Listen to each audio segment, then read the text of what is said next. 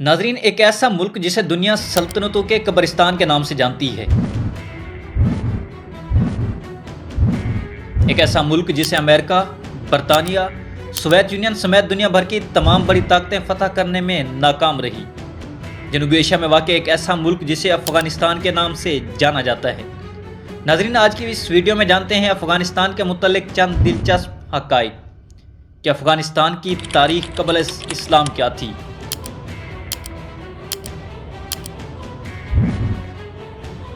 افغانستان کو سلطنتوں کا قبرستان کیوں کہا جاتا ہے؟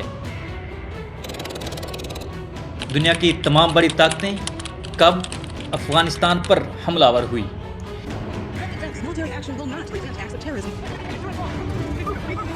ان تمام سوالات کے جوابات جانیے آپ کے اپنے YouTube channel it's history not mystery پر۔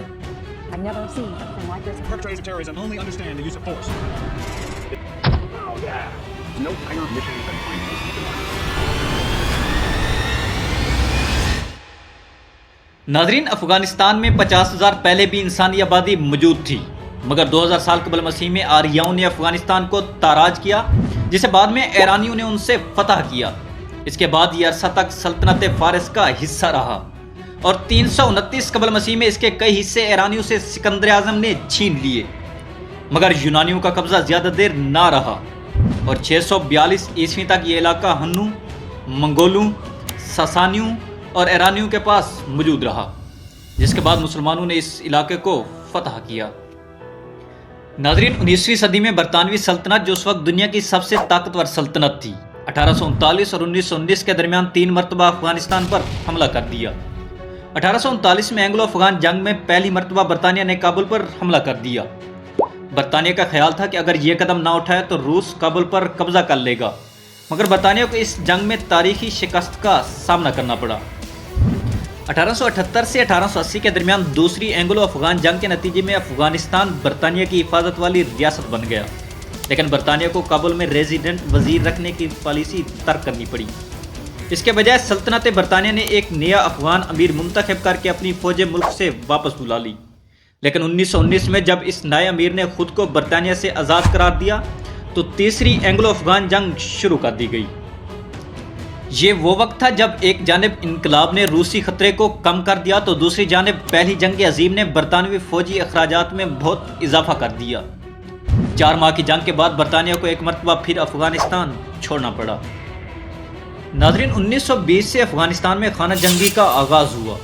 اس خانہ جنگی کی وجہ سے افغانستان کی صورتحال کئی دہائیوں تک کشیدہ رہی۔ 1979 میں سوویت یونین نے افغانستان پر حملہ کر دیا تاکہ غیر منظم کمیونسٹ حکومت کو اقتدار میں برقرار رکھا جا سکے۔ کئی مجاہدین تنظیموں نے سوویت یونین کی مخالفت کی اور ان کے خلاف جنگ چھیڑ دی۔ تمام طرح کی طاقت کے باوجود سوویت لیڈر میخائیل گورباچوف نے محسوس کیا کہ روسی معیشت کے ساتھ ساتھ جنگ جاری رکھنا ناممکن ہے اور 1988 میں سوویت یونین کو اپنی فوجیں واپس بلانی پڑی۔ ناظرین، افغانستان میں برطانیہ اور سوویت یونین کی ناکام کوششوں کے بعد امریکہ نے 9/11 کے حملوں کے بعد افغانستان میں جمہوریت کی حمایت اور القاعدہ کے خاتمے کے لیے افغانستان پر ایک مرتبہ پھر حملہ کر دیا۔ کئی سالوں تک جاری رہنے والی جنگ میں لاکھوں افراد ہلاک ہوئے۔ اس حملے کے 20 سال بعد امریکی صدر جو بائیڈن نے افغانستان سے اپنی فوج واپس بلانے کا فیصلہ کیا۔ یہ ایک متنازع فیصلہ تھا جس پر پوری دنیا میں شدید تنقید کی گئی۔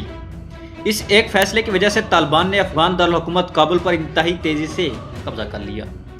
ناظرین، اس طرح کی بے شمار تاریخی اور معلوماتی ویڈیوز دیکھنے کے لیے جڑے رہیے آپ کے اپنے YouTube channel it's history not mystery کے ساتھ۔